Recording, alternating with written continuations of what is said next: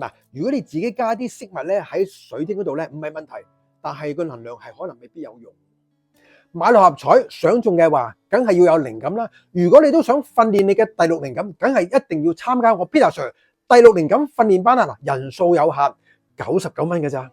我發覺都幾多 fans 成日問我 Peter Sir 一條水晶咧我如果加啲飾物會唔會好咧？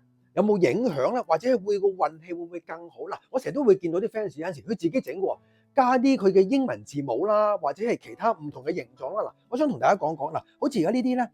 一個係一個飾物型啊，嗱，好似嗰啲五金啊，呢啲金屬啊配搭咧，嗱，其實冇壞嘅，因為加強佢層次感啦，襯衫會靚啦，好似呢啲咁樣係咪？咁但係問題咧，個能量係冇嘅，係咪可唔可以咧？呢個隨你自己。咁好啦，嗱，咁講翻，大家見到啦，好容易睇到啦，嗱，3粒天鐵，嗱，呢啲就係我哋叫能量型，天鐵嘅能量強嘛，亦都唔好隨便去即係亂放入去話，我哋放入去啦，見唔見三角形嘅個能量就會好強。好啦，咁右邊呢個係咩啦？就係加強能量型啦。見唔見到呢個符管啊 ？Peter Sir 自己都有帶到。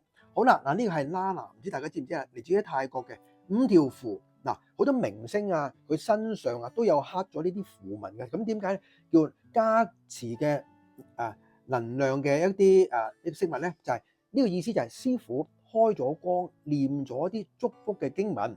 咁令到我哋嘅運氣好咯。所以以上大家睇睇各有千秋嘅，就視乎你中意。如果你話普普通通自己隨便加咧，冇意思咧，其實就冇用。最好咧，如果我自己我自己都係加咗啲符管，個能量就會強。